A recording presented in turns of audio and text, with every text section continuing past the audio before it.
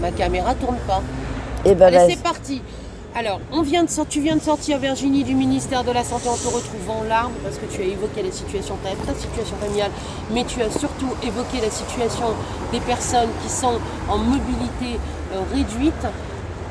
Tu as dit que ton argument c'était 90 euros qui avaient été donnés donc, aux personnes à mobilité réduite. En 2 ans. Qu'est-ce qu'on t'a répondu? Et que c'était déjà pas mal, que c'était beaucoup, 90 euros.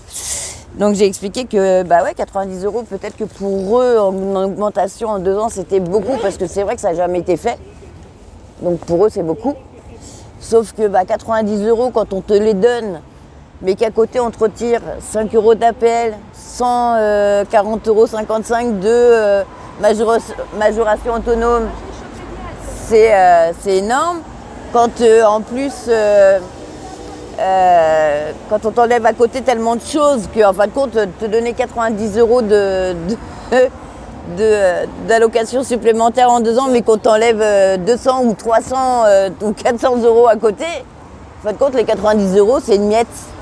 Ils servent à rien. Ils ne servent pas à grand-chose. Donc voilà. Après... Quand même s'entendre dire que 90 euros, c'est énorme, tu leur as dit combien il nous coûtait, combien toutes ces institutions coûtaient. Non, après, j'ai quand même rappelé qu'aujourd'hui, monsieur le président Macron avait fait sa campagne en 2017 sur le handicap, en parlant que soi-disant il fallait faire des choses pour le handicap, en parlant surtout du seuil de pauvreté qui faisait débat à l'époque. C'était le seuil donc, de l'INSEE de 2014 qui était de 1015 euros.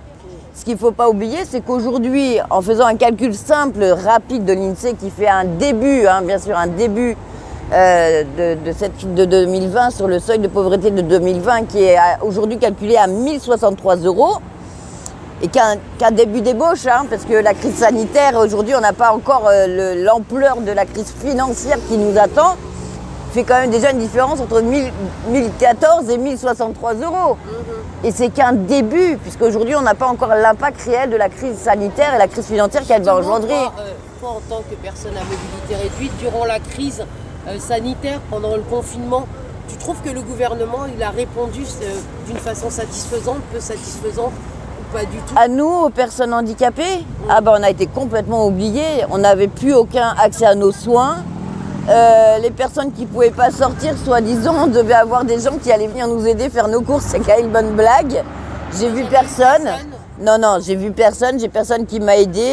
J'ai été complètement encore plus oubliée que d'habitude. Alors déjà qu'on n'est pas vu habituellement. Alors t'imagines ce que ça a été pendant le confinement. J'ai été privée de mes soins pendant 6 mois. D'ailleurs, je leur en ai parlé.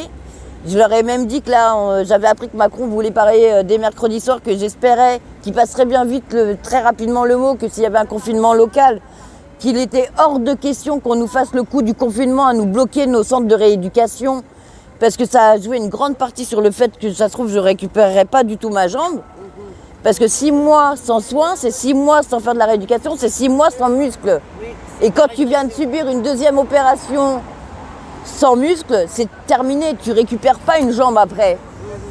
Donc ils ont une grosse responsabilité aussi sur le fait que je ne récupère pas ma jambe.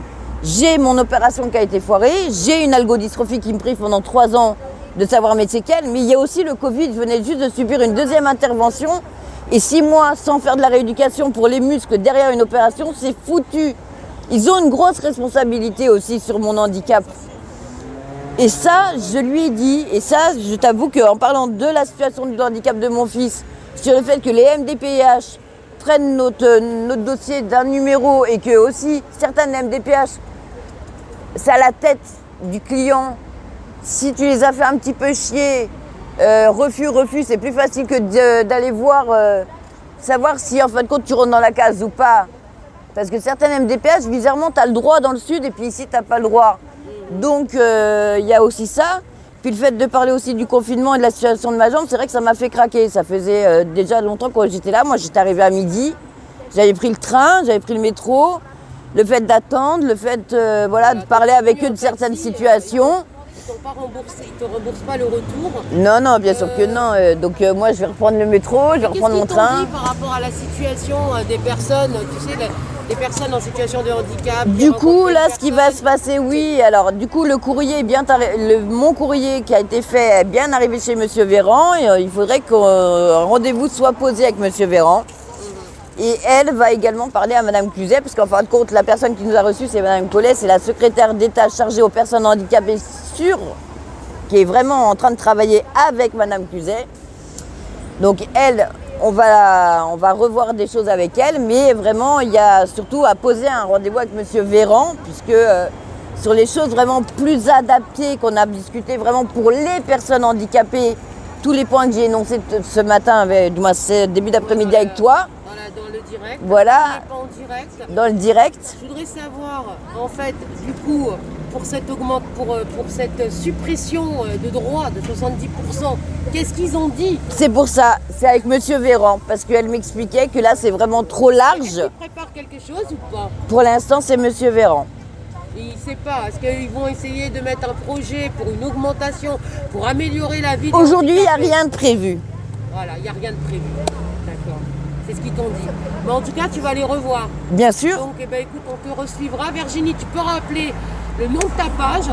Alors, bien sûr, la page c'est On lâche rien. Et pour être sûr que vous êtes sur la bonne page, c'est moi en fauteuil. Donc vous me trouverez.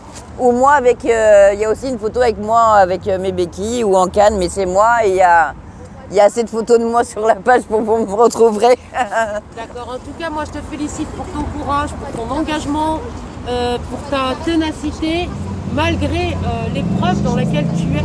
Voilà. Et, même temps, quand on est dedans, c'est souvent comme ça que... Rejoignez la page. Merci. Et voilà, soutenez les personnes à mobilité réduite parce que ça peut arriver à n'importe qui.